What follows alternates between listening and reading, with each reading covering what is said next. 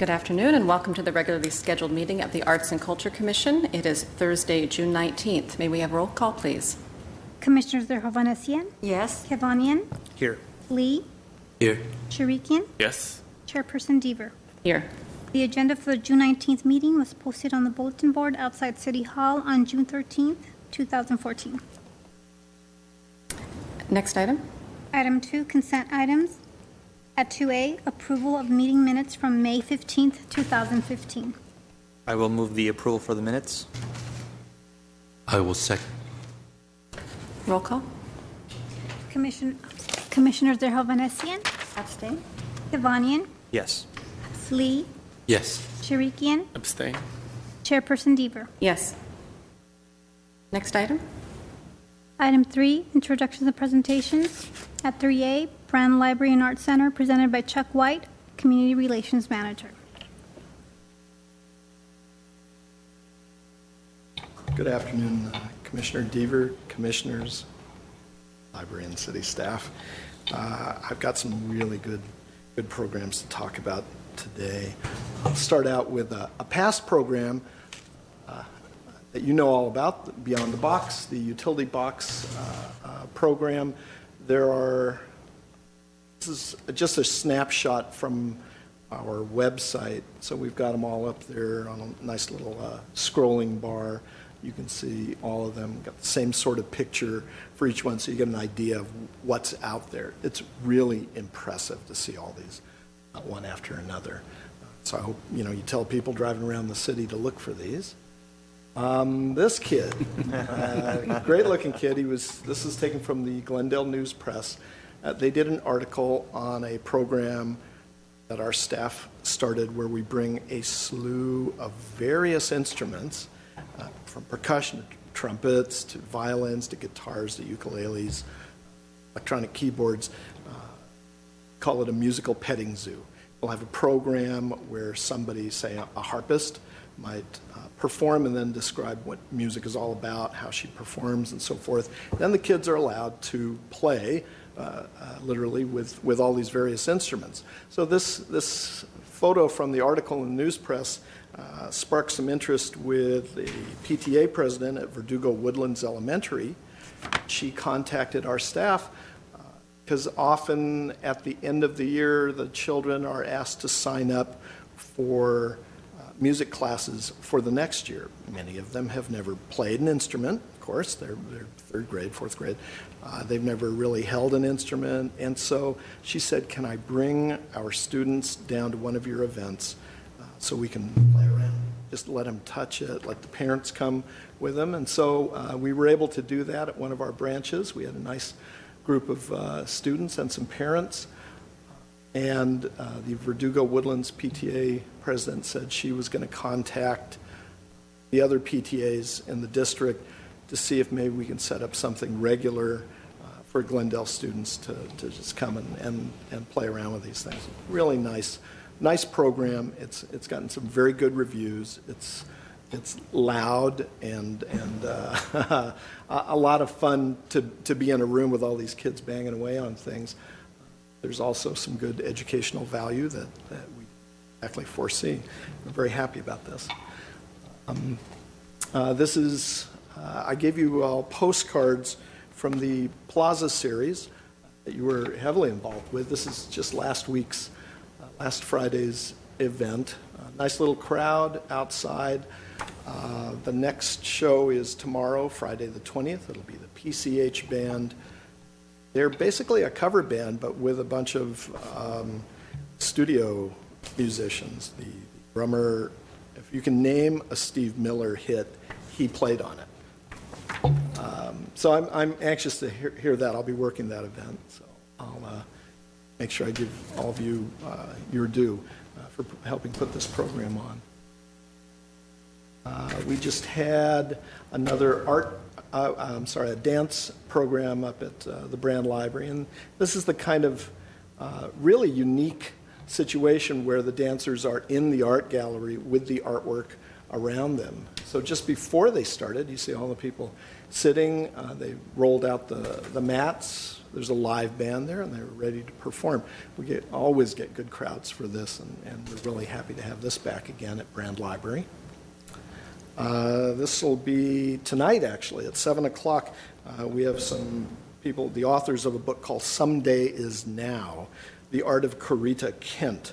And this is leading up to the first full-scale exhibition of Corita Kent's work, sponsored by the Pasadena Museum of California Art, and that'll be in 2015. Corita Kent, also known as Sister Mary Corita Kent, was an artist and educator who worked in Los Angeles and later in Boston in the early 1960s, and she helped establish silkscreen as a fine art medium. She was a big proponent of it. She was the chair of the Immaculate Heart College Art Department, and the public may recognize her work. She did the 1985 U.S. Postal Love Stamp. So that was another thing she did. And I don't see it up there, but that was hers. So that's a talk tonight, again, part of a larger program we're partnering with the Pasadena Museum of California Art.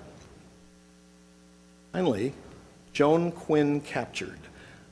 This is coming up next week. There's a reception. I'm sorry, that's Saturday, June 28th, 7 to 10. The receptions are always on Saturday. Joan Quinn was the editor of Andy Warhol's magazine Interview. Thank you. And this is going to be her private collection, portraits. So we are talking about artists such as Jean-Michel Basquiat, Shepard Fairey, Frank Gehry, David Hockney, Ed Ruscha, Robert Mapplethorpe, Helmut Newton. The list goes on and on. This is a really dynamic show, and one of the biggest ones we've ever put on. In addition to the actual show, which will run through the end of July, August 1st, we have a number of either films or special programs. One is going to start right out on June 28th at 2 o'clock, 3 o'clock, and 4:30. There's panel discussions. Is Ed actually going to be there? There's a discussion of his work, but pending his health, Ed Ruscha may be at the panel. It's focused on him, so. Oh my goodness. Getting up there in age, so if he's yeah. able to make it, then he'll definitely be there for the panel as well as the opening reception. So that starts Saturday the 28th, 2 o'clock, 3 o'clock, 4:30, and then the art show reception is at 7 o'clock. But the rest of the panel discussions or films will occur on Thursdays in July at 7, at various times, mostly at 5 o'clock. It's just a tremendous series of programming. Unique. Nobody's seen this. This is her private collection. And she has a rather large kind of role in modern art in Los Angeles as a collector and as an influential art person. She knew everybody. She collected them. We're going to see all of her art. I have an artist friend who said, I've never seen one of these in person, so it's quite a coup. We are thrilled beyond belief to have this coming up, and again, it's Saturday, June 28th. Starts Friday? Saturday. It is Saturday. Oh, it sorry. Is Saturday. Okay. Saturday. And just to clarify, the panels and films, which will happen every Thursday during the course of the show, they are free, but because we anticipate such large crowds, we're encouraging people to reserve tickets using GlendaleArts.org. So it's free, but it's through reservation, so it can only issue 100 tickets, and it's per day. So there's some start at 5 o'clock, some start later, but it's a great combination of documentaries, films, and panels, and so I think it's going to get a lot of people in the Los Angeles area coming up to Brand, which is very exciting for us. That's it. Any questions? Thank you very much. Next item. Item 4, oral communications. And I don't have any cards. So next item, please. Item 5, business agenda. At 5A, action items. At 1, motion approving the recommended art programs using the discretionary fund in the amount of $30,000.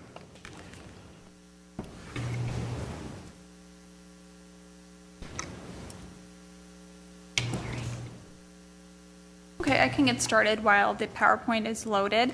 So this is an item that was brought up at the April commission meeting. The commission voted and directed staff to come back with 2 proposals for the discretionary fund account for the commission then to discuss at the May meeting and decide how you wanted to proceed with this fund. The item was the commission voted to push it out to this month so that the everyone on the commission was present since we had a couple of absences. Just a quick overview.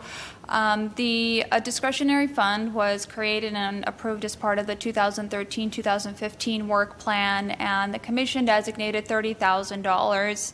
And it was created for unforeseen projects or costs, projects that after implementation required additional funds, but also to fund programs and projects not previously discussed specifically in the work plan. You had a lot of ideas you discussed during the strategic planning process, but we couldn't include all of the ideas into a work plan. And as such, at that meeting, the commission voted and directed staff to come back with 2 proposals. One was for the Open Studio Tour, and the other one was for Los Angeles,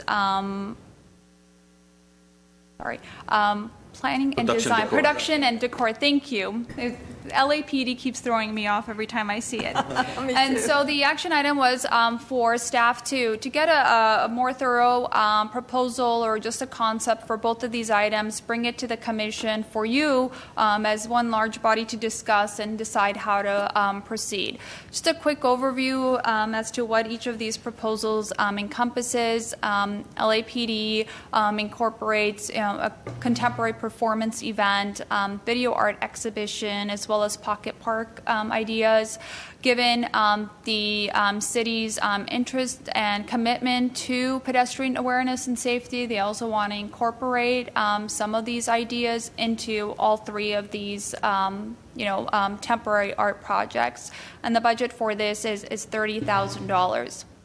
The other is Open Studio Tour, which is something that you are more familiar with. This proposal would continue Open Studio Tour, helps bring awareness to the arts community locally. But given the nature of some of the other projects and programs, we would definitely need to hire a consultant to go through the RFP process to manage a program.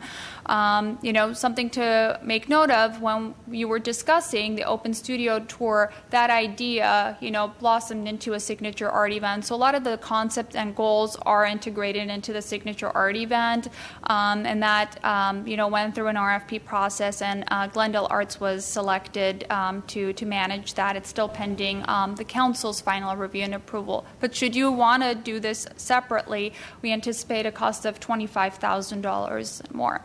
And then another option is, of course, to maintain the fund as is. It is a discretionary fund. You don't have to use it. Should you choose that you want to be able to have this rainy day fund, for the next year. We still have until June 2015 for this work plan. Again, you can reserve these funds and try and keep them for unforeseen project costs or something that requires additional funding. And the direction item is, to be consistent with what was presented last month. The item was pushed out to this month, so I'm trying to combine what was directed, but also give you some options. So last month's recommendation was to approve the proposal submitted by LAPD. Should you want to proceed with one of the submitted proposals, that is recommended, but of course you have the choice to reserve the discretionary funds, again, as a rainy day fund. That concludes my presentation. If you have any questions, I can answer them. Thank you. Comments and questions? Commissioner Shrekian? I do have a question, but it's more like a comment. First of all, I would like to thank our chair, Deaver, that she postponed somehow from last meeting to this meeting, the discussion of this fund. And I remember I've sent an email or a letter that I had a few points that I want to at least express myself. And so therefore the Commission would like to see and hear my views regarding this fund. If it's the time now, I can express, or do I wait? Please. Would you please? Okay. For me, the $30,000 fund, it's some type of set aside, a saving plan, saving money. Considering that we already have 5 or 6 programs, they're already in process. Some of them has been already implemented, which is Beyond the Box program. The performance program is being held. And we know that those outcomes are as a result 100%, which is very good. But some of the programs, for example, the festival and the brand and Central Boulevard exhibition, storefront exhibitions, they have not been implemented yet. So therefore, spending all the money as a saving without having a saving, I feel like uncomfortable. Because if something happened and we need some money, more fund, where do we get? That's one point of view. The second one is like all the other projects, all the other programs that we selected them, we had a subcommittee. And each subcommittee had a small meeting, and during those meetings we selected a group of people. For example, Beyond the Box program, 56 artists presented them, and from 56, 26 were chosen, certain criteria. So therefore, we did not have a chance, or we did not think even about having a selecting a subcommittee for this fund in order to evaluate in the future. So this is something that it's our responsibility that I see it that way. Third, this kind of process, I think it's fair for the public to have a chance to bring forward new projects, new proposals, and not necessarily that all $30,000 will be spent on one specific project. There are many organizations, small, large organizations in Glendale that they depriving from finance. And if we can help 2 or 3 or 5 different organizations or projects, that way we can lend a hand to our community, and that way the city council and us will be on the good side of the page and not just one organization. Eventually, I would like to see our procedures to be similar to all programs. For example, if we had selected a committee to choose Beyond the Box program or the performances or everything else, let's have the same thing with this discretionary fund. So therefore, it's important for me to have the same procedures for all the programs and have fair views or approachment to every project that we come to. Those are my point of views. Now, yes, those are unforeseen projects, but specifically this project, LAPD, that they're trying to ask fund from us, I respect them and I would love to give the money to them. But let's see if there are any other options, because I know out there are many organizations that they feel they would deserve as much as fund as LAPD. We just they didn't have enough chance or time to prepare for it. So therefore, let's just be patient and open up again to the public, give them a month or 2, and by the time in October or November, if something comes up, then we'll review it by a selection committee and we'll decide then. That's my not only suggestion, but my views are. Therefore, please consider those comments. And if you have any questions, please, I can probably elaborate more if needed. Thank you. Other commissioners? Mr. Kivani? Thank you, Chair Deaver.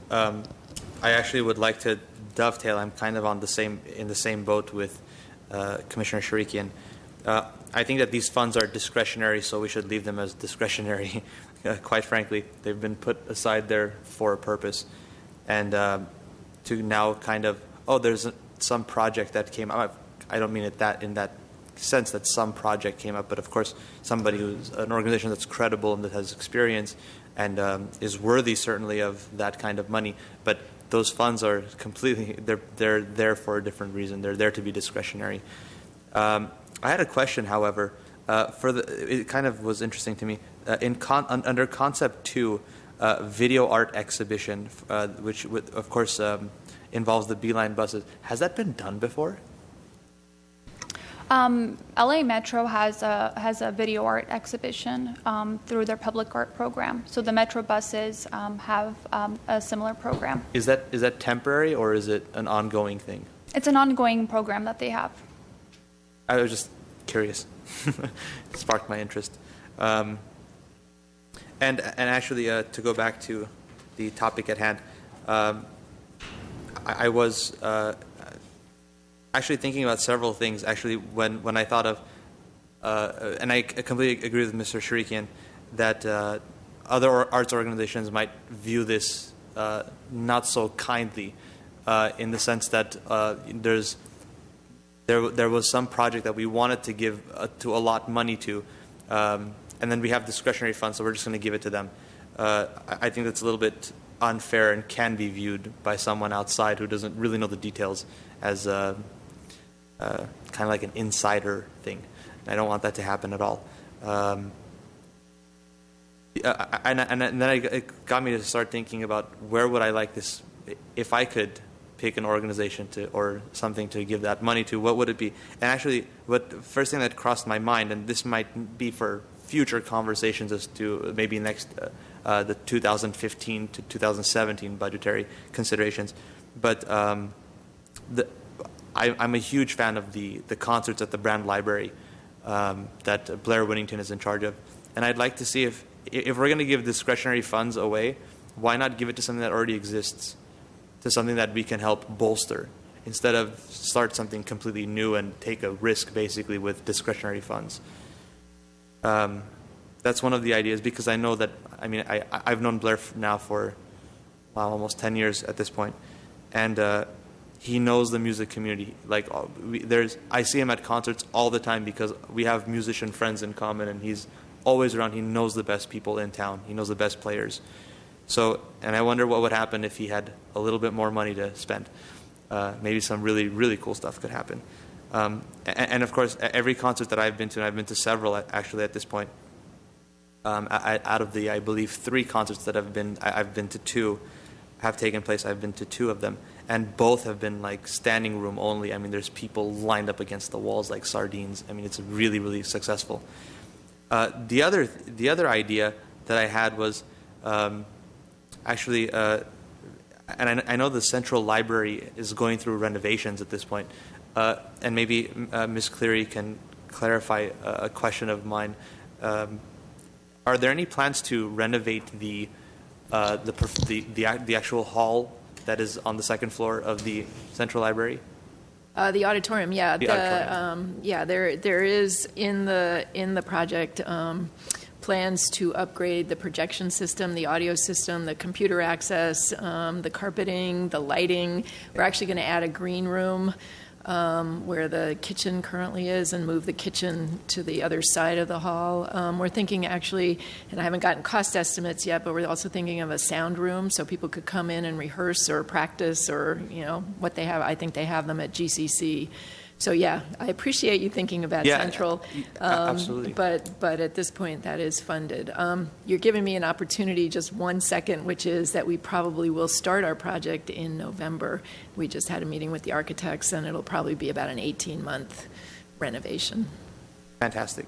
And it's, Ms. Cleary, it's not only thinking about us, it's about thinking for all of us, because we're all in this together, and this is one big umbrella.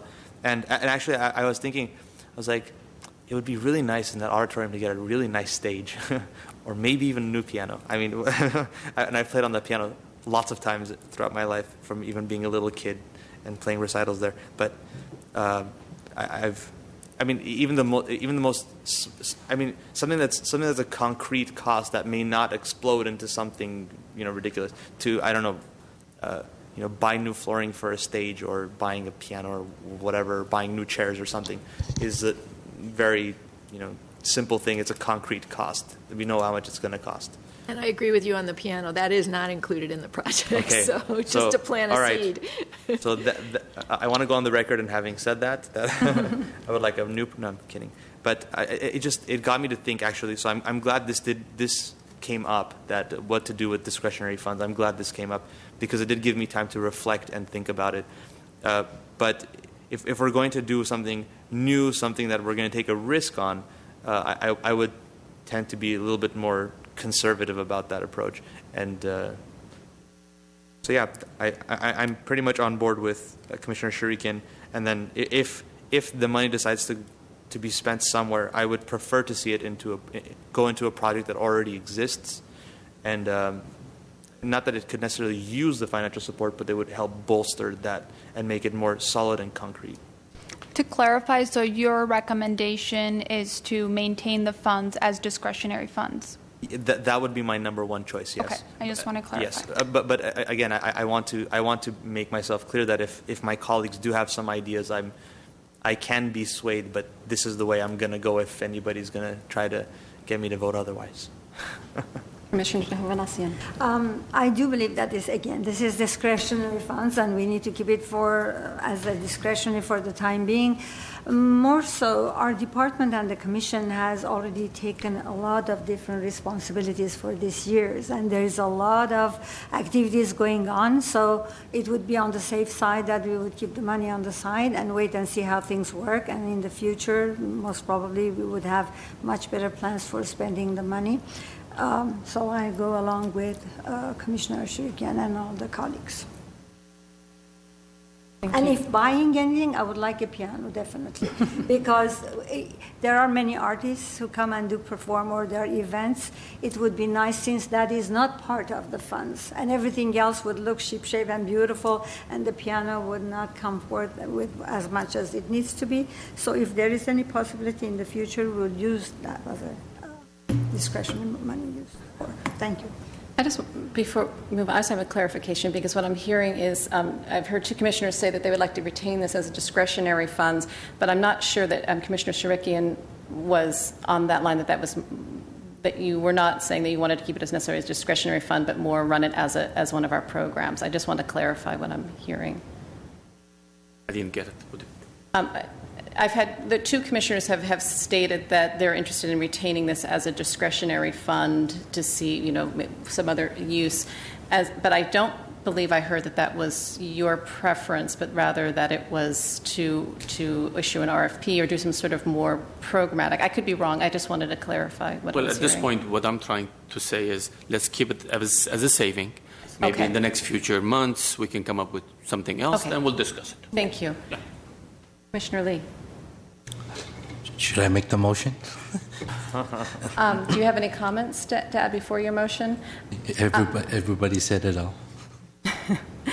I just want to add my comments to that, just generally, that I do agree. Actually, the discretionary funds was something when we were in our process that I had originally put forth as for future, just as a safeguard, the rainy day fund, however you might want to look at it. And I just want to note that when we talk about overruns, for instance, in budgets, I want to clarify that I don't think the original intention, others can let me know if they feel differently, was that somebody who has a program, they presented a budget, they said this is what I'm going to do, and they've signed a contract, would come back and go, I'd really like to expand, or it was a little bit more than I thought. That's not what we're inviting, as opposed to if somebody were doing a capital improvement and they tested for everything and suddenly asbestos showed up behind a wall, and we went, now our budget is over. So I just wanted to clarify that so there's no misunderstanding out there when we talk about those uses. But then also I want to add that I do like the idea of sort of the capital improvement, because for my preference in general is looking forward to having more spaces for our arts community, whether it's performance or visual arts. So to the extent that there is an opportunity as we get closer to the end of this year, this 2-year work plan, that there are opportunities to put in something that's more permanent and available for the public, I think in general that might be my preference, although I was on the committee that reviewed the program submitted by LAPD, and I did very much like that. I thought it was something unique, and also did feel it as a discretionary fund. That is what that was available for. So if something came out not through an RFP, but just whether it was City Council received some sort of notice of a traveling show that was coming close to town, and we had an opportunity, but we didn't have the funding to do it, that this was a unique opportunity to be able to do that. But I am hearing that we're maybe acting a little prematurely, and I would agree with my fellow commissioners with regard to sitting on this fund a little bit longer. Thank you. Do we have a motion? And I just want to clarification? clarify a point. I think one commissioner had a question, well, what if we never use this discretionary fund? It's not like we use the money. The money, if it's not appropriated, it just goes back into the urban art fund. So it's $30,000, and then it would just go back into the fund. But the rest of the money that the urban art fund is in, and then you could reallocate it next year for the same purpose or for something else. Thank you. Do we have a motion? I have a Or no, motion, clarification? yes. What is your motion? To postpone the $30,000 fund for the future. I think it's what I heard was to maintain the funds as discretionary funds. Yes, Okay, but so I think that to keep the fund, but not to assign to anything special. Well, I think maintaining it as discretionary funds then leaves it to the commission's discretion to allocate it accordingly as needed. So the motion on the table is to retain the funding as a discretionary fund for the time being. I second it. Roll call? Commissioners Dervanesian? Yes. Kavanian? Yes. Lee? Yes. Sharikian? Yes. Chairperson Deaver? Yes. Next item, please. Item 5A2, motion providing direction on the Arts and Culture Commission rules and procedures. Okay, another item that came about in one of our meetings was the selection process for the chairperson, what that process is like, when it takes place, and after having that discussion, the commission directed staff develop rules and procedures that would basically put in writing in a document everything that you generally do, but it's never been documented before. And we did promise this in July or August, but we're early with this document, so I just wanted to toot our own horn. So just to let you know, we worked on this quickly. So just to reiterate how we came about, how did we come up with this draft? So the commission provided a lot of feedback at the meeting, but also after the fact. We looked at current commission practice. What have you been doing? A lot of times we say, oh, we've always done it this way, but it refers to either Robert's Rules of Order or something that's already consistent with what other city commissions and boards are doing. And also you do have certain powers and duties and responsibilities that are in the municipal code. So we combine all of this, and given the direction from the commission, we developed the draft.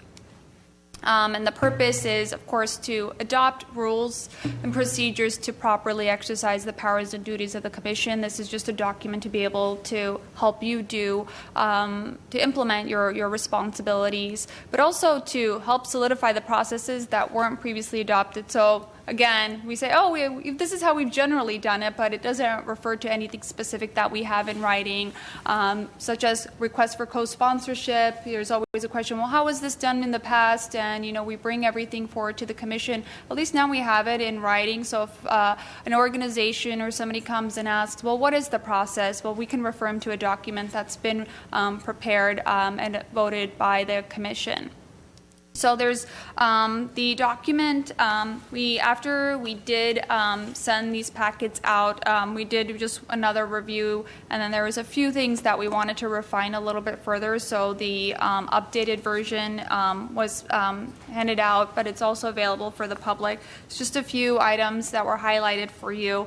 The rules and procedures are split up into 3 sections, and I'll just quickly go over what each of these parts covers. Again, most of this is stuff that you already know, we've already been doing, we're just putting it in a document. So one of the parts is commissioner roles and responsibilities. Of course, commissioners are, expected to attend meetings, come on time regularly, and, encouraged to, be active members at meetings and to represent the commission and the city in a respectful and professional manner. The other item is the relationship between commissioners and staff. As staff, we work as a liaison to the commission. We bring forward, updates to you, any activities under the commission's purview. As staff, when there are reports to go to the city council, staff prepares and represents that on behalf of the commission. The next portion is relationship between commission and other city boards. There are opportunities. Sometimes there's some topics, concern, the commission as well as, let's say, the planning commission. And that section just covers like what that relationship is and how the two powers or duties would relate to each other. Longest portion is meetings. Of course, this has a lot of the information about when our meeting is normally held. If there's a lack of quorum, what that process is, setting the agenda, what the chairperson's responsibility is as he or she presides over the meeting, and how we normally do handle our meetings. If the chairperson is absent at a meeting, then the vice chairperson or the chairperson pro tem assumes the duties. The order of business, which is our agenda, as well as proceeding on a manner. There's a conflict of interest and voting process. So it's a lot of important stuff, but it's great to have this in writing again. Chairperson duties and responsibilities. Of course, one of the main responsibilities is to, oversee meetings and make sure that their meetings proceed in a manner. The chairperson can serve as a representative in addition to staff and when appropriate. Again, the staff presents at City Council, but in the past, a chairperson has, submitted a comment card to just, show support. The chairperson also, is responsible for signing letters of recommendation or commendations when appropriate. If the commission chooses to co-sponsor something or sign a letter, the chairperson, along with the director of the department, can sign that letter. The election of the chairperson and vice chairperson, this is something I'll go over in the next slide. I just want to let you know what the different sections are in this, how the meeting, how the voting process is or the rotation. And then requests for co-sponsorship. That's something that's come up in the past, and we've, voted, or we've reviewed requests and voted on it on a case-by-case basis. And this essentially says the same thing, is if it's beyond the commission's work plan, if it requires additional funds, the commission really has to look at it in context of the work plan to make sure that you can dedicate time, funding, or any resources to it. And then amendment of rules is just a process for amending rules that are written here. Now, I mentioned one of the items that the commission did want some options or flexibility on is selection of the chairperson. So at the meeting, there was a lot of discussion. Should it be by nomination? Should it be by rotation? So we've developed a process, or what we've written into the rules and procedures, or the two different options, so that the commission can really get a holistic view just to know what happens with each one, so you can look at it. So the current practice is by nomination, and it occurs every January. There is a new process that is included, and it's either remaining consistent with what we do, which is, follow Robert's Rules of Order. It's by nomination, and we all know that drill. Or by rotation. By rotation would be determined by seniority, and seniority would be determined by the consecutive number of years served on commission. If two commissioners, were appointed at the same time, then we revert to the council person who appointed those two commissioners, and who then the council member who has most seniority based on the consecutive number of years serving on the council. And then from there, lost my place. And then from there, if the two council members who appointed the two commissioners, we're moving back, they share the same term on the city council, then the position for the chair and the vice chair is determined by blind draw. So we'll pull straws or a name out of a hat or something like that. So these are the two options for you: is maintain the current process or by rotation. And of course, even with rotation, let's say there are two commissioners who have the same seniority, and one says, I'm really not interested in serving as chair. The commissioner can withdraw his or her name, and then the other commissioner can be voted to be the chairperson. Question. Yes.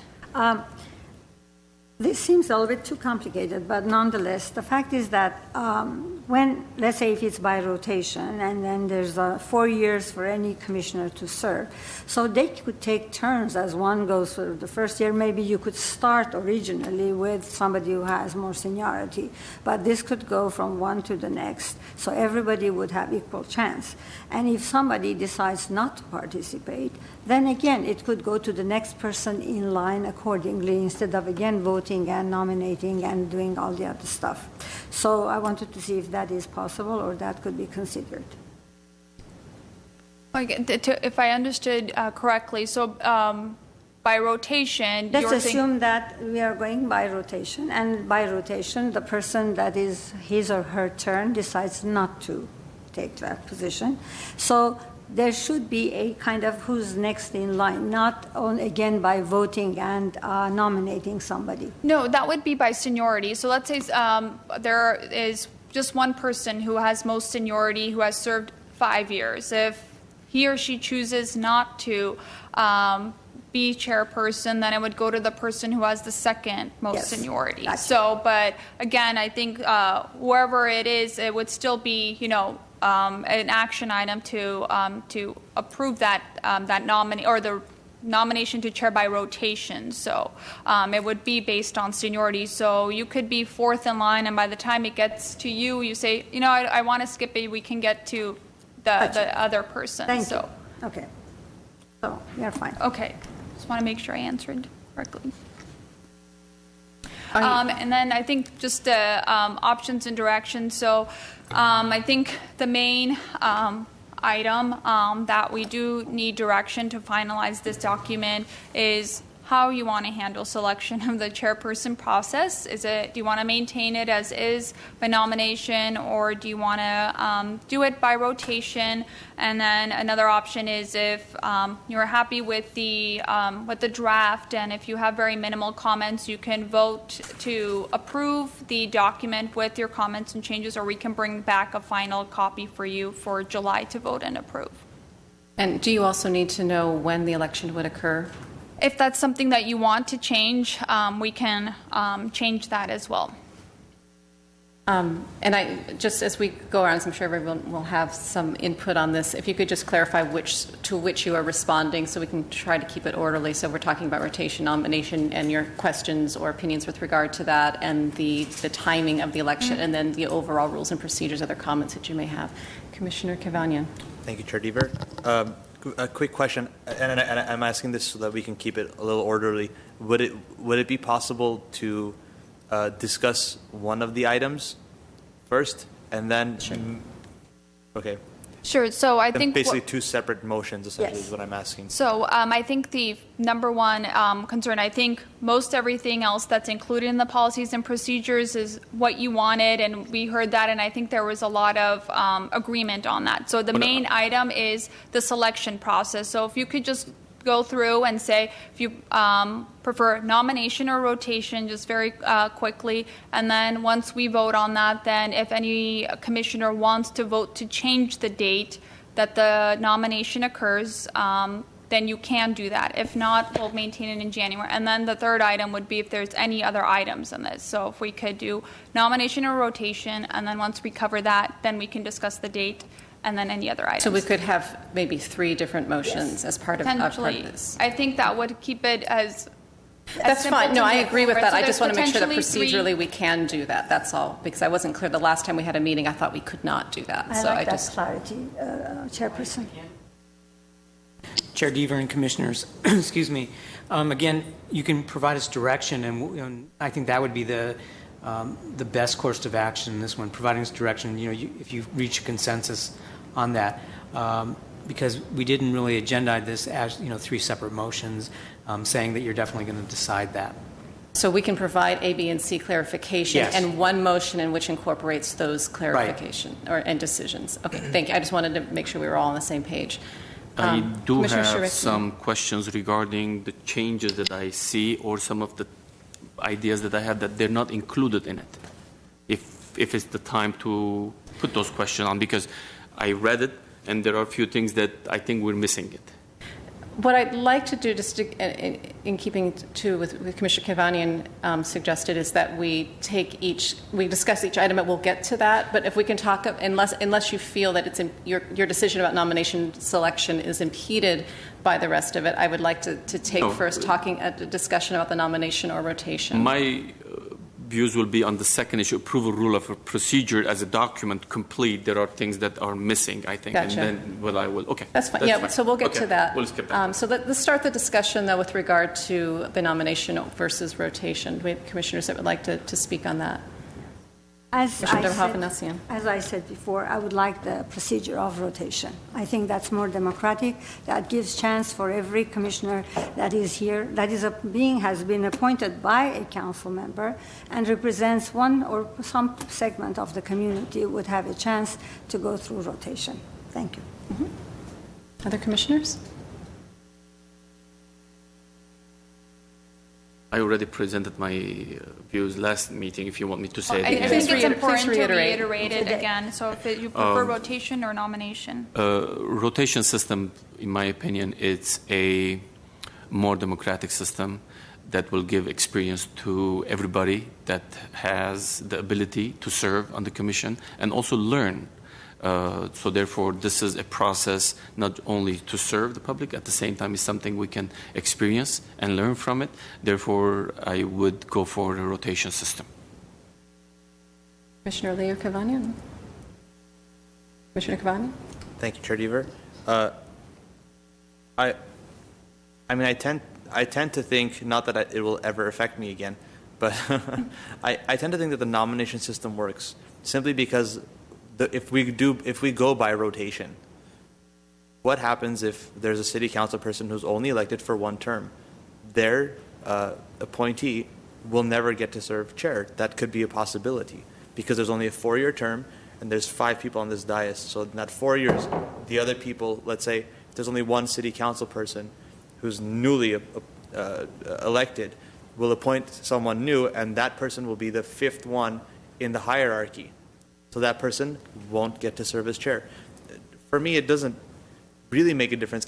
My personal preference, if I had to pick the exact wording as to how this should go, would be that it would be on a nomination system with a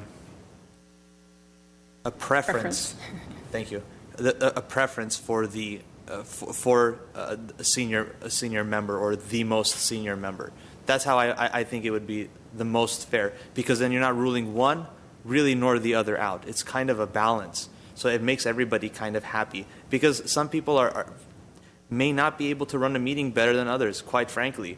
And if that is going to impede the meeting, I don't really care how senior they are. I mean, maybe not in age. Well, in this case, everyone is senior than me in age. But it's not about seniority in that sense, because some people are better at serving the role of a chair than others. That's simply the fact, whether you like to face it or not.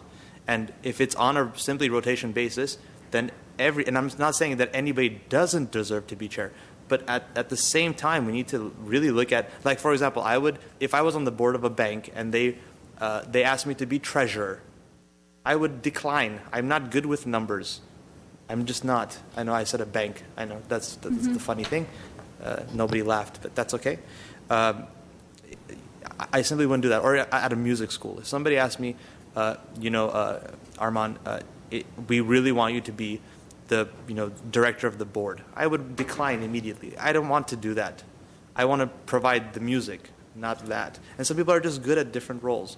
And by giving somebody an automatic entry into the chair position, it's kind of like, I mean, yes, we're not, this is not like the presidency of the United States, but at the same time, there's some people who do things better than others.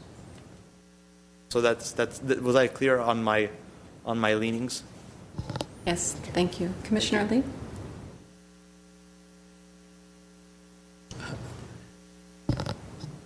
I don't know. My opinion right now is I'm neutral.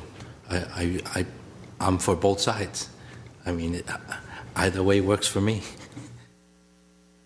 Thank you. I'll add my comments to this. I am in agreement with Commissioner Kavanian, and I appreciate particularly the reasons that you brought forth. I think it's an interesting take on that.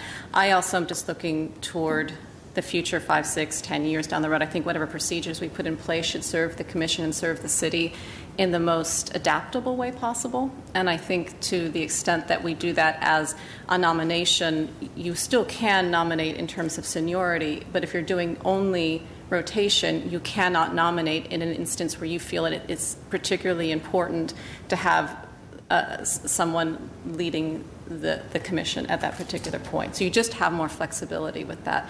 As a clarification, because I think I had asked this last time as well, is there any reason to not be able to put in a preference to say we were doing by nomination, but the commission's preference would be to go towards seniority, or has it, that's just sort of what we, in general, with no extenuating circumstances?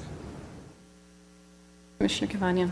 If I may, it's very funny that we're voting on both of these items at the same time, because just like our rules and procedures, we've been complete as a commission for, since 99? So that's 15 years. And guess what? We didn't have anything in writing. So now that we have that in writing, then because we can make that into a precedent first, and then now that we have it in writing, it's even more enforced. So this is not like, we're just simply writing down, we'll give it to seniority. No, that's not the case. And that really, of course, I won't be here to help out with that, but it would be my colleague's responsibility to then make that into a procedural thing. And I think that is the way it's successful. So right now we have 2 commissioners who prefer rotation, 2 by nomination with a preference to most senior member. Does giving that preference to most senior member, Commissioners Sharikian or Derhovan-Estian, would that, if it's nomination but preference given to the most senior member, does that change your direction, or do you want to put something forward, or does that change your preference, Commissioner Lee, if there is that stipulation that it's by nomination with a preference to most senior member? Right now it's like 2-0, so we just need, I need some more consensus to be able to. Could I say something? Well, I still do like the idea of rotation, but what is being suggested, I don't go with the seniority as much. I go as much as nobody would kind of own that position and chair situation, because being here on the commission for the longest, I have gone through the thick and thin and good days and bad days, and I see that it could happen. That's why if at least we could limit it to 1 year, and then maybe not next year, maybe the following, even if the people want to nominate somebody, somehow not to give more than a year to a person and giving that chance to another person as a rotation next to. Now, that could be seniority, that could be just whatever way you guys decide, I'm fine with that. It's just the ownership of that position, then somehow people feel that when they get that, of course, I have personally several times asked for Commissioner Deaver, this is no respect to her, but being on this dais for so many years, it happens that somehow some people have a little bit bigger egos, some people kind of usurp more. So not to see that, because we have a more important role here. There are more things that needs to be taken care of. This is not an arena for somebody because becomes a chair to usurp all kind of rights and authorities or do things or believe that is kind of owning the situation. That's my basic concern. Otherwise, you know that I'm not interested in it. So I guess I'm trying to, get these different comments. So would you be open to a nomination process if there's a term limit per se for the chairperson that's no more than 1 or 2 years. I mean, that's one, something. definitely. Okay, I'm just trying to move forward in a direction. So if you're a nomination with a 1 year, And also giving a chance to other people that are on board, because otherwise it's easy to get the nomination. It has its own procedures behind the scene as well. But, to make sure that it's very democratic, to make sure that everybody gets a chance, and to make sure that nobody thinks that this is a position that they could deserve for quite a while, no matter what their talents are. So that way I would feel more kind of comfortable with the idea, because as I said, there are more things we are here to serve, not ourselves, but the community and the purpose and the department and everything else. So that's my main issue. Commissioner Cavagna. I want to say something. This is not like to point out something in any one of my colleagues' comments, but we talk about democratic. Well, part of democracy is voting. Last I checked, not everybody gets their turn to be president. So that's just the way it works.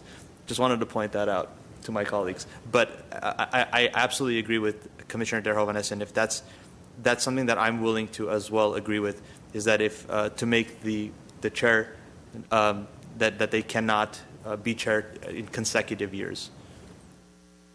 And if I may add something to that, I think my colleague said a one-time limit is what I heard. 1 year term. A 1 year term as chair. That I'm not so sure in which is fine, but I don't think that has to be a stipulation. I prefer. So long as it's not consecutive. Basically, it means the same thing. No. No, I think if you say no more than 1 term, if you have the same commission makeup that you had for many years, for 8 years, and if you had this process, then you wouldn't have a chair for half of that time. So I think consecutive would mean, you could be chair year 1, year 2 you could not, but potentially you could be chair again year 3, and then not year 4. But if you can only serve once, then if you're on the commission for 8 years, you're only serving once, but then that might have some limitations if the same 5 people are on for 5 years then. Am I right? Then there would be a chair by default. Could I say something? If you want to be very democratic and closer to rotation, it would be 1 year limit. Then there's a chance for the others that you would find. Everybody has their merits. People are here for a special purpose. Some might be better spoken, kind of more in their communication skills. Some people are more in their vision and in their politics of the issue. Some people are more talented in the area of arts and etc. Some are in the business aspect of whatever is being run. So everybody is here for a special purpose, and they should be respected for that. So if you want to be really democratic, it would be 1 time, and then the chance goes to the others. If not, if my colleagues are not happy with that, I could live also with the idea of consecutive, because that is also at least would keep the person away for a year and let other people participate in that. So I'm fine with that. And as far as your comment, as far as nomination and voting, well, with voting, we know that there's always many possibilities. So the clearest, best, honest way is also the rotation way, but it's the consecutive, not doing consecutive can be also productive. The other option, if I may add, is to say that the person can't serve for another 2 years or 3 years. Instead of another 1 year. If they're lucky and the council wants to appoint them again, they're so good that they're going to be there, then they might get a chance. But whatever it is, it's definitely, for sure, it should not be more than 1 year. The rest, I would leave it to my colleagues also to vote on. I just want to know. I actually have a preference for that you can have for someone to be able to be chair for 2 years, but then non-consecutive after that. That's my personal preference. But I'm. Question? No, I guess I wanted to know if there's any other preference so that I can try and summarize the direction so that at least we can be in agreement, but I didn't mean to cut you off. Sure. No, I'm just putting that out there that I just think having able to do 2 consecutive terms and then have a year off and somebody could be theoretically reelected is my preference, but if I could go the route of a non-consecutive, I can make that compromise on that, but the non-consecutive specifically, but somebody could, in theory, then be reelected in year 3 and skipping the year in between. Because I also feel I give the credit to fellow commissioners that if there's somebody who is running away with the commission over a series of 5 years, that through the nomination process that would be changed. Commissioner Kimpanian. Sorry, I'm going to kind of play devil's advocate because it's like a double-edged sword, but I want to make sure that we all understand. Well, at the same time, you could be, if someone is such a dynamic leader, right, and if there's supposedly no egos on a commission, then why are we worried about somebody running away with the commission? I'm just saying. Because it sounds like we're worried about somebody running away with it, but at the same time, if there's no egos, then why are we worried about it? So I'll answer that and say I'm very confused. I think that what we're right now, there may not be any egos, but we need to think to the future. Yes. Exactly. To ask Mr. Grand, let's say the commission nominates and elects a chairperson who seems to run away with the commission and it's not being a good leader, and the majority of the commissioners, can they recall a vote? I don't anticipate that ever happening. I just want people to know the options. So you don't have to wait an entire year, but you could potentially have a recall. Yes. Okay. Yeah. This is for those who are just for 1 year and no consecutive follow-up, and if they don't act properly within that 1 year, there would be a recall. I would go for that. I just want to, at any time you can do that. I don't think Yes. that, even if it were by seniority, I think if the commission felt that the most senior chairperson who had been, nominated by rotation was not serving the best interest of the community, you could have that recall. So I just want to let you know that. Okay, so is this correct? So the direction of, majority-ish is to have the election by nomination, and the chairperson could not serve more than 1 consecutive term. Yes. Could you vote on that by raising hands? Was there Well, still I think- interest in the preference component to do you that? want to put a preference for most senior? We can add that layer, but I think Solved If with we the- do add that last preference as a seniority, that will give you the rotation idea, but not necessarily. It would imply that those that put together these procedures wanted to encourage a rotation, but did not want to limit Exactly. the commission. Commissioner Kavanian. Thank you, Chair Deaver. Actually, if every time that there was a chairperson vote and there was preference given to the most senior member, there could never be somebody to serve a consecutive term. So why are we even arguing that point? Yeah, but it's good to be written, no matter what is the seniority, because we might not always have people who have seniority there. So I guess I'm looking. Here. I'm looking at Mr. Grant. Would having both of those 2 stipulations basically restrict any turnover, or is it better to have one or the other, more than 1 consecutive term, or a preference to most senior, or can we have both and still provide flexibility? Without working out every permutation, I think that, we would have to, staff would have to, sort of work that out to make sure that, depending on the circumstances, that you do not back yourself in a corner. I was not quite finished with my comments, but I'm going to go right out for it and say that what I expect to happen is that we go through the nomination route and we do give it to seniority. That's it. No 1 year consecutive, none of that.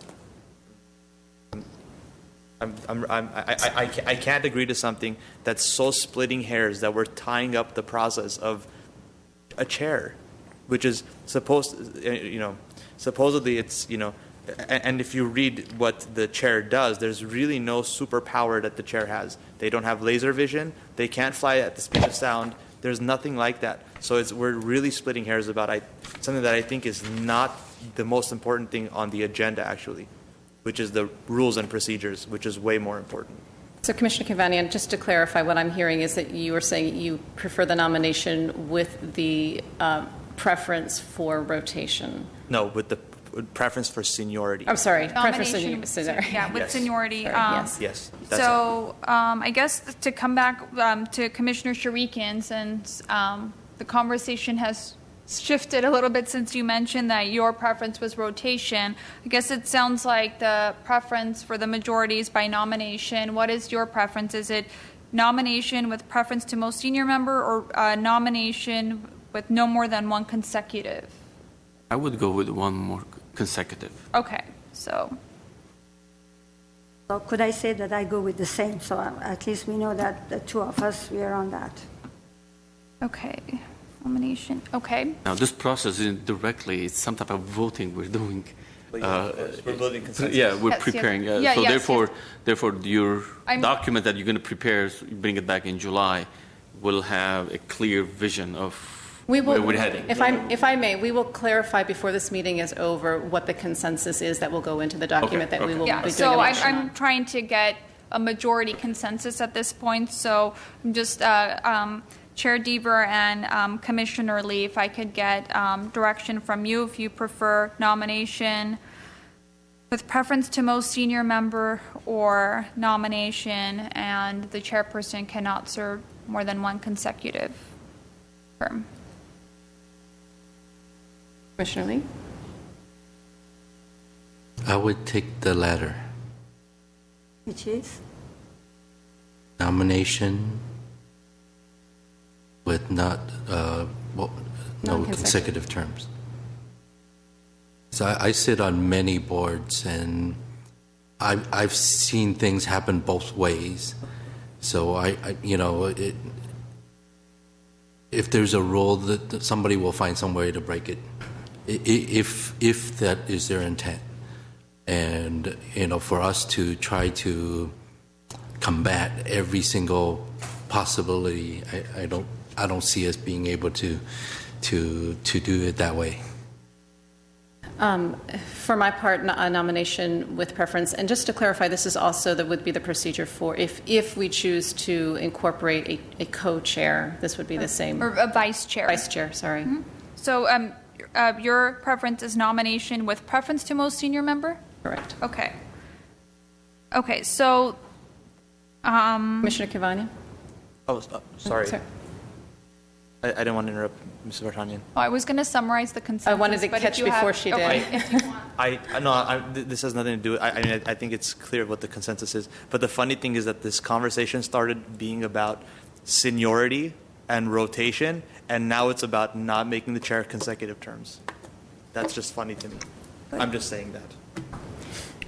Well, to summarize the consensus, or at least the direction to staff, is to finalize and revise this document so that the election procedures for the chairperson and the vice chairperson are by nomination, and with some language that says that the chairperson cannot serve more than one consecutive term. So the exact language is something Mr. Grant and I will work on when we're drafting this. So the E2, selection by rotation, that is not going to be here. So right now you have two that are listed. There's just going to be one process, which is by nomination. I just want to clarify that the exact language will be drafted, and we'll bring it forward in July.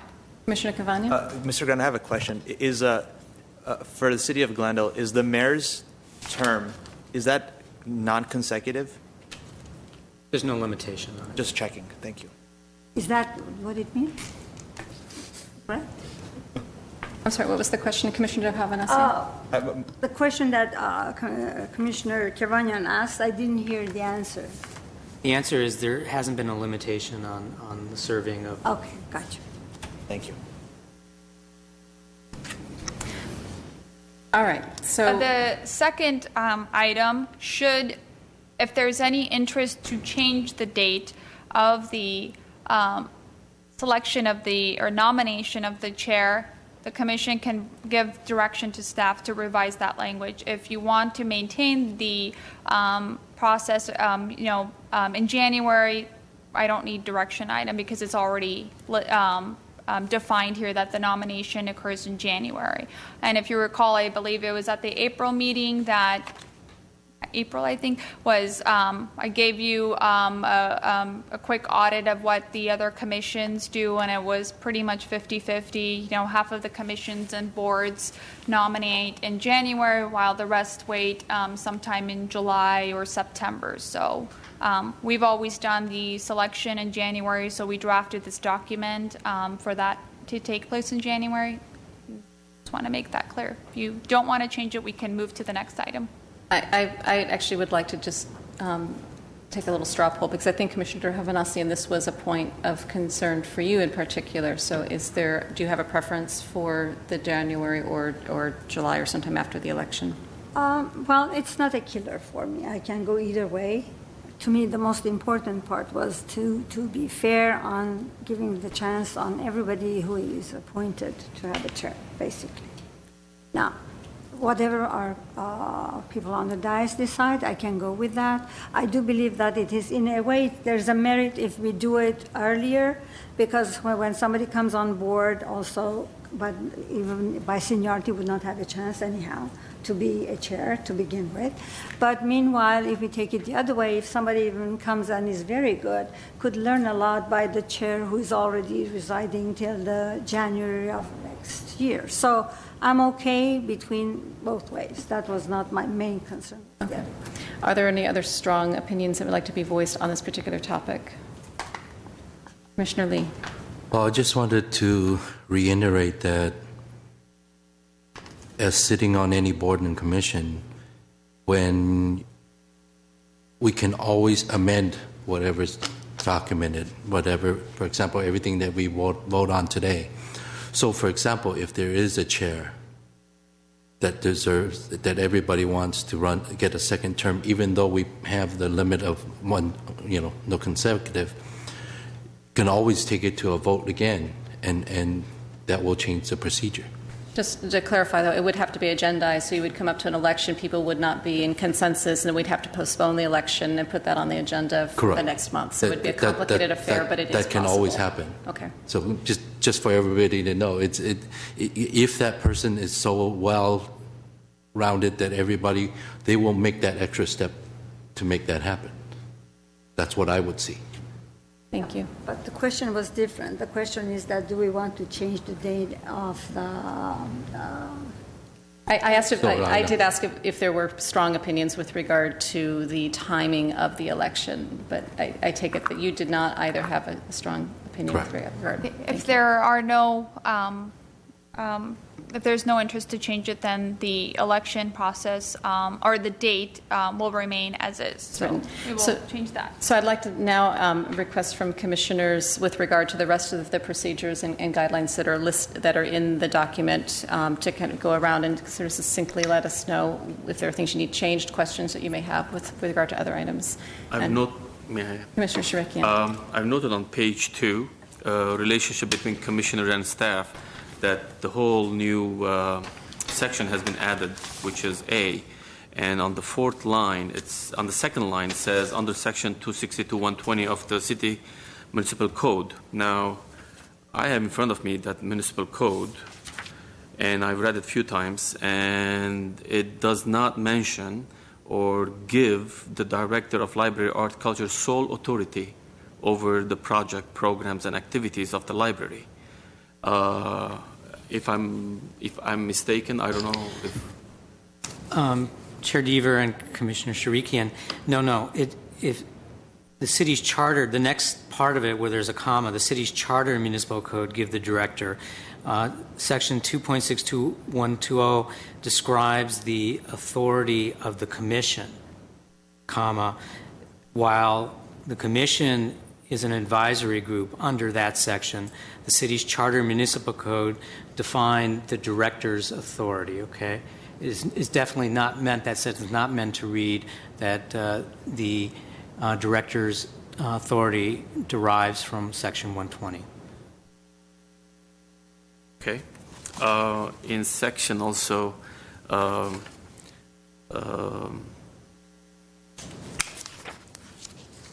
meeting and meetings for page 3, it mentions that our meeting is held on every third Thursday of every month at 2 p.m.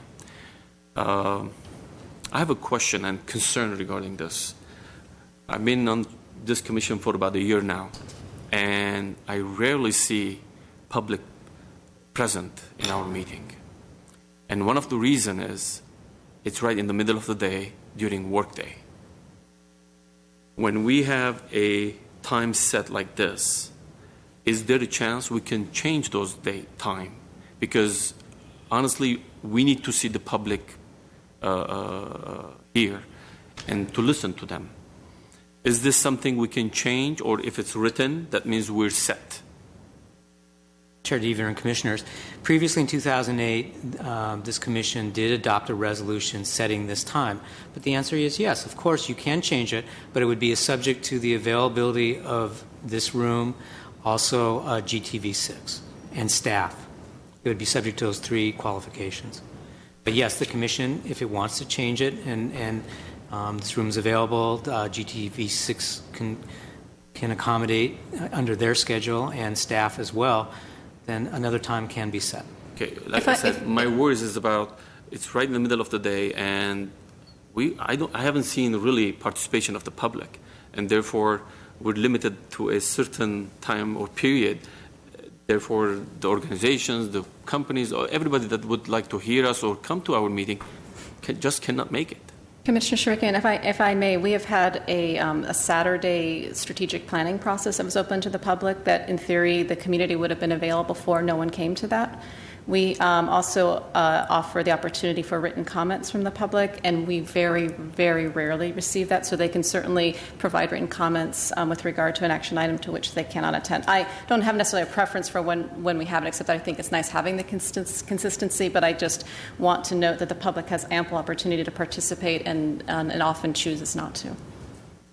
My following question is, I haven't seen anywhere in our procedure and plan, if there will be a new amendment, like Mr. Lee said, how do we do that? Do we need just a majority vote? Do we need a 5 vote? Any of those procedures needs to be changed. How do we do that?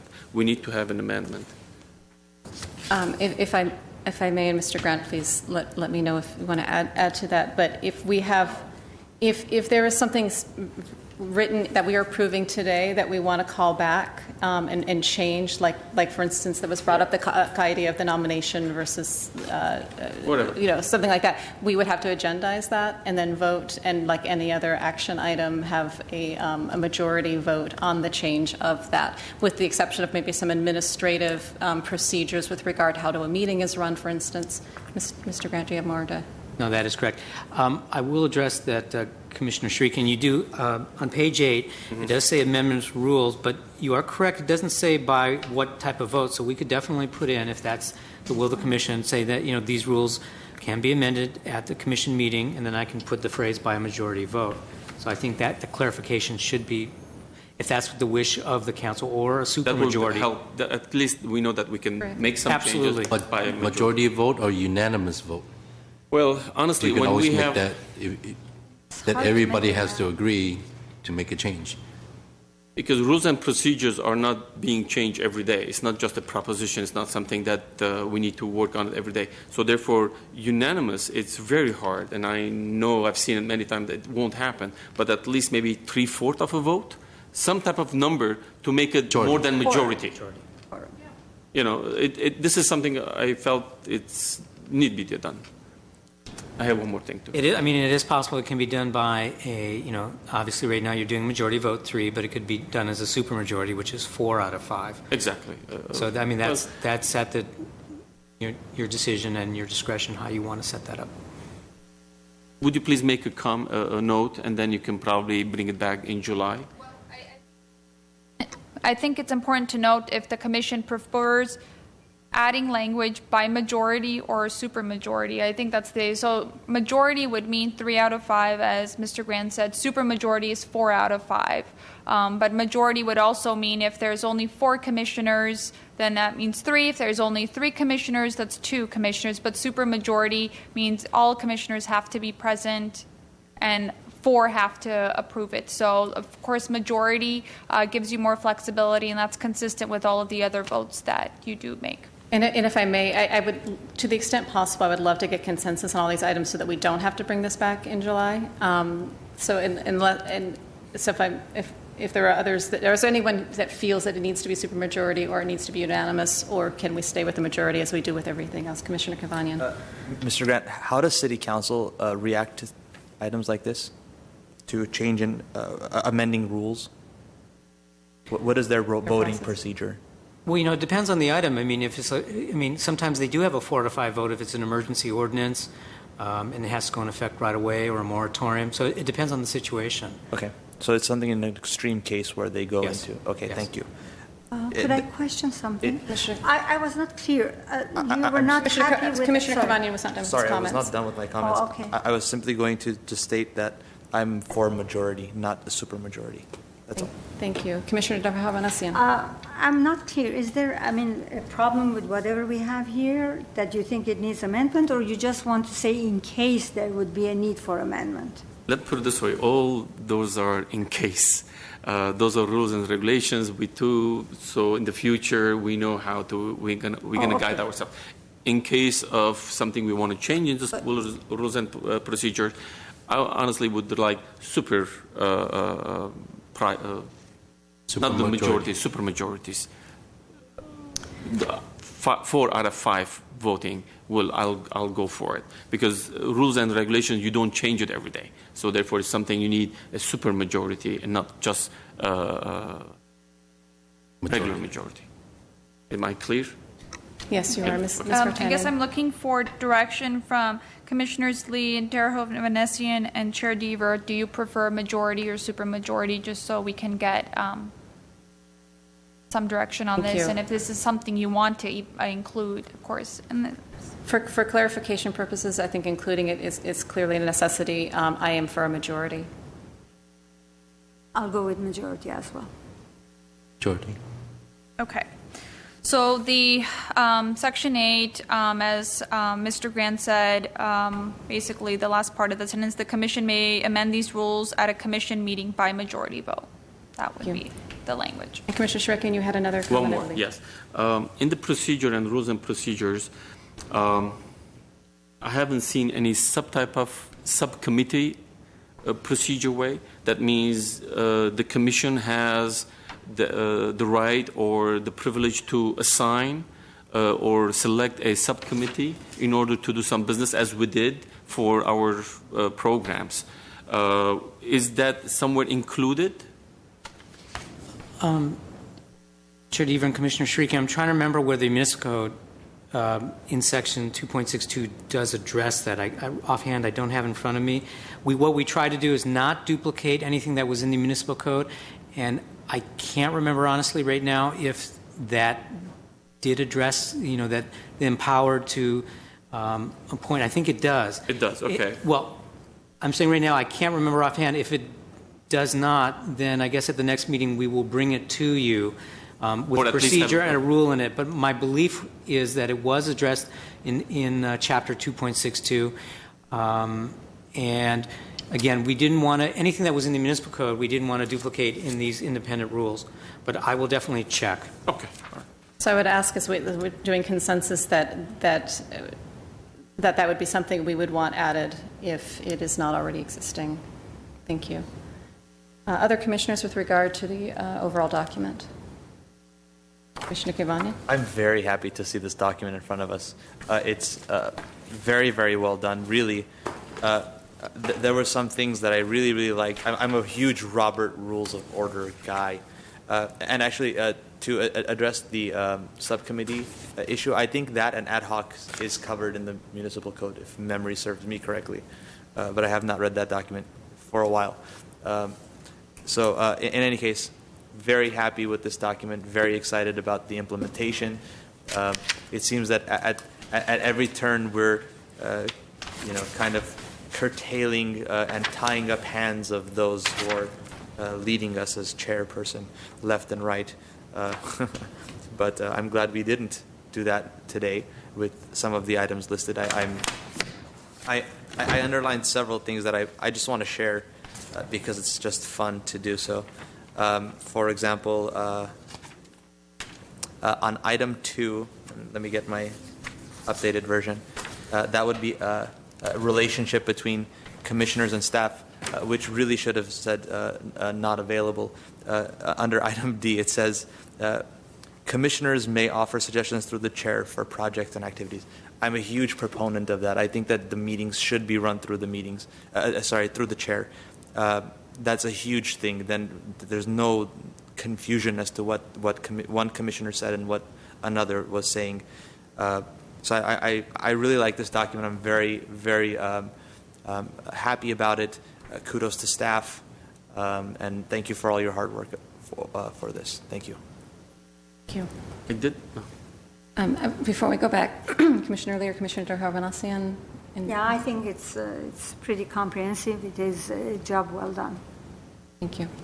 Very well done. Thank you. Commissioner Shirikian. I did forget one point. Does anywhere in our code or any system it says or it gives the city council a veto power? That means I understand our job here is suggestion, proposals to the city council. So therefore, if the city council decides not to do a project or do a project, they will automatically disregard our decision. Correct. Well, again, this has been set up as an advisory committee. Exactly. So exactly. You are giving advice, Okay. and the commission can accept it or not. The city council. City council, I'm sorry. At the city council. Yes, yes. Okay, I got it. Sorry. Yes, let me try that again. The commission is an advisory board commission, and the city council can accept or not your advice, suggestions. I have two things that I want to note. One, Section 3C, that we have an opportunity, because we do this in practice, which is for a commissioner to serve as an official liaison to a private nonprofit organization. We do that currently for both Mona and for Glendale Arts, and right now the section only relates specific to municipality. And my other point, notation was for Section 4 meetings, Section C2, and I realize that this is policy for the city in terms of having open meetings and published and televised and such, but we have in the past, excuse me, when we've had the necessity, to hold a strategic planning process where it was approved through the city manager's office, that we were able to do that because we just be able to have that 3-hour meeting. So it would be nice just so people know that there is an opportunity, a process by which approval could be sought in a special instance or something to that effect. But I would leave that to Mr. Grant to revise accordingly, understanding that it may or may not be given approval, but just so that the future commissions understand what the process would be if they felt strongly about that or needed that opportunity. We'll take a look at it, and we'll see if we can put something, again, it would be subject to the city manager's approval. The general rule here in the city is that boards and commissions, shall be televised and, shall occur on the premises of the city. But the planning meeting that you did have 2 years ago was approved by the city manager's office off-site. So let me see if I can put something in here that, again, it would be subject, any off-site location would be subject to the city manager's approval. Thank you. With that, I'd like to see a motion come to the floor that encompasses the approval of the policies, procedures with the, I believe we talked, if you want to recap on the consensus, but I believe it was for a nomination with a non-consecutive term, and then with the other comments that were provided for revisions. We have a motion. I will make that motion. We have a second. I'll second. Roll call. Commissioners Darhavanasian, Yes. Ivanian, Yes. Lee, Yes. Shirikian, Yes. Chairperson Deaver. Yes. Next item. Item 6, Commission staff comments. Commissioner Shurikian. I want to thank our staff for their incredible hard work and excellent organizational skills for the Beyond the Box program. And I know very well how hard it is to put together a program like this. It takes months, hours, days, weekends, and the outcome to organize and put it together with all the artists to assign each one where to go, how to do. And this is something it deserves much more than words. I don't know how to put it, but thank you very much for our staff to do an excellent job with that. Although I just want to, for the record, say that Yvonne handled about 90% of the organization, artist relations, problem solving. I was just there the day of making sure people were in the right place, but all the things should go to Yvonne. I didn't mean to interrupt, but I just wanted to make sure that the credit was given rightfully to Yvonne. Thank you very much. Also, the same thing applies to the performances that going on right now at Brand Library. I was present at the first day, I guess, with my wife. It was very pleasant atmosphere, pleasant music.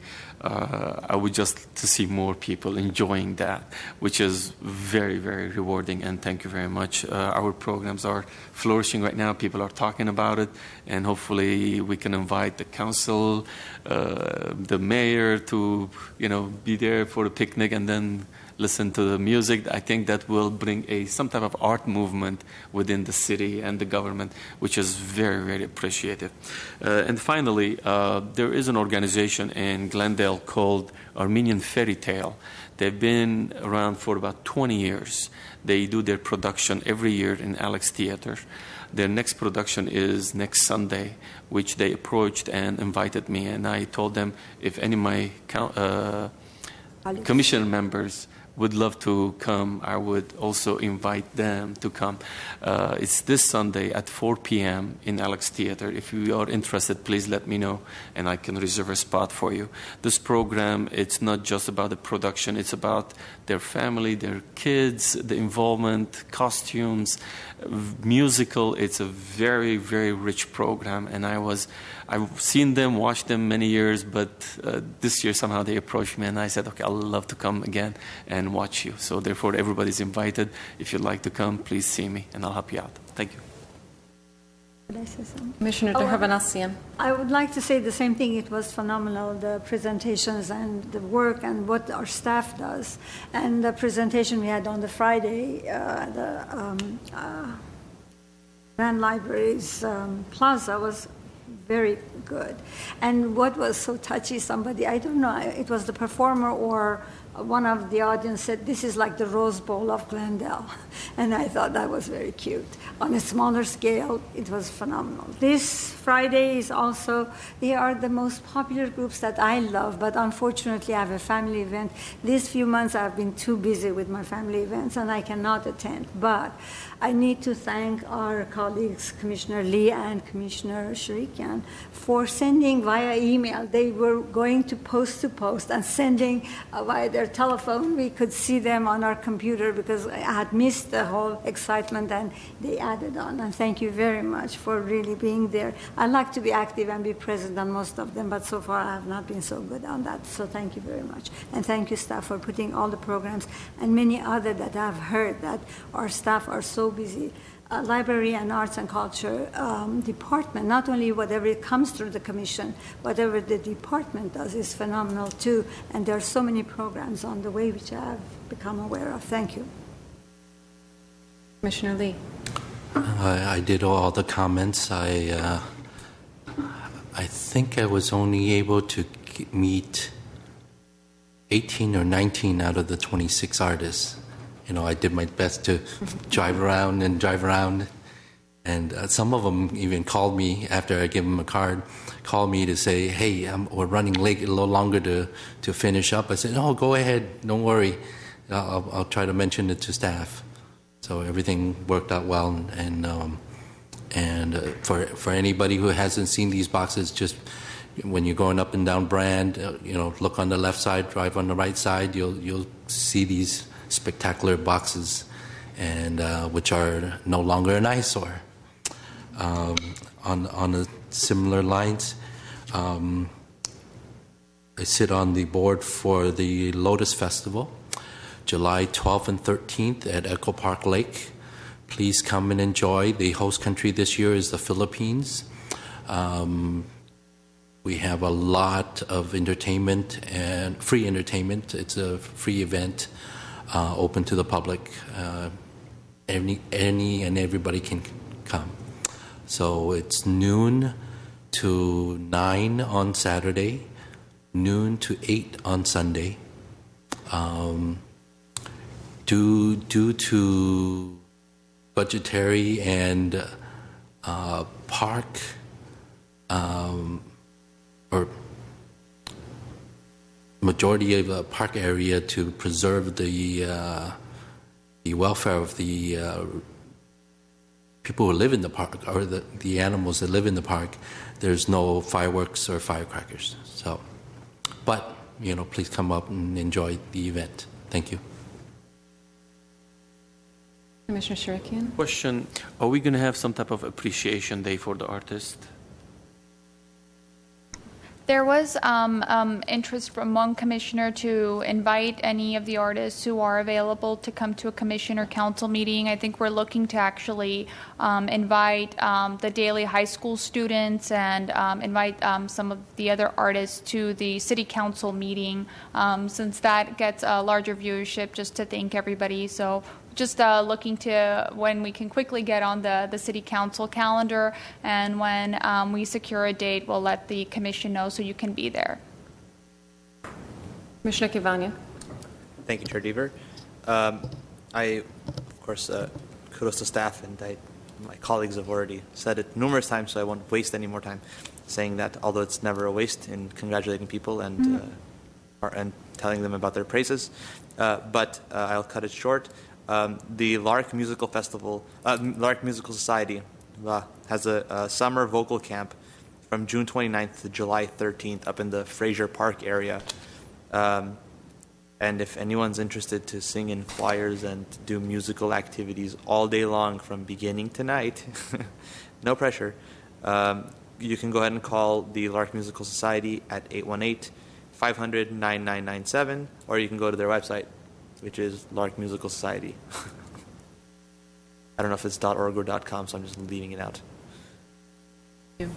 I just want to add that I was not able to attend the mural program that morning. I was out of town, but I was downtown the other day and able to see them in person. It was really, really lovely to see some art popped up, just color and the creativity and artistry there on our street. So I really appreciate that, and I will throw in my 2 cents too of thank you to, because I know staff is just working beyond the call of duty to bring forth things that we have out there and to implement this program in this first year. So thank you for that. Other comments? I just want to, reiterate that the Arts and Culture Commission does have a website or a portal with a new city website.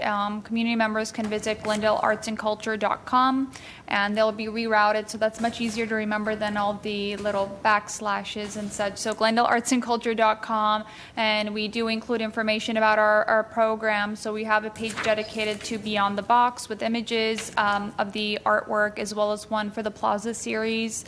So we have a lot of images, and then anytime we have a call for artists, in the past, there was one for Metro, which was open to all artists in LA County. We advertise those opportunities. And if we don't have anything that's available, we encourage artists and interested parties to sign up for our email list so they are notified once we do have that opportunity. So we are getting a lot of people visiting, and of course Beyond the Box was such a successful program. We're getting so much interest. So I think everyone's asking already. The number one question is, when is the next one? So I think we had just as many artists emailing after the program was implemented to find out when the next series is happening. And fortunately, we did have some money left over in that specific fund, so we can implement phase 2 early next year. But again, just want to thank Yvonne for all of her hard work and all of the artists. Of course, we were in the midst of the hottest heat wave when they had to paint, so we had some artists who had to come back 3 or 4 days to finish. But I think it was a very rewarding program, since we did bring artists who had never worked on a public art project, so they said it was a learning experience. We had professional public artists and muralists who did the most complicated art pieces in 1 hour, and then we had, professional artists who work in a studio. It took them 3 days, but it's fine. It was great. It was just, I think it's very important that the commission know that you really gave an opportunity to students as well as artists who've never worked on a public art project. So this gives them the experience to be able to do more. So. Commissioner Lee? I forgot to add the location for the Lotus Festival is at Echo Park Lake in Los Angeles. Right, next item. Item 7, written communications. And we have none. And with that concludes our agenda, and we are adjourned.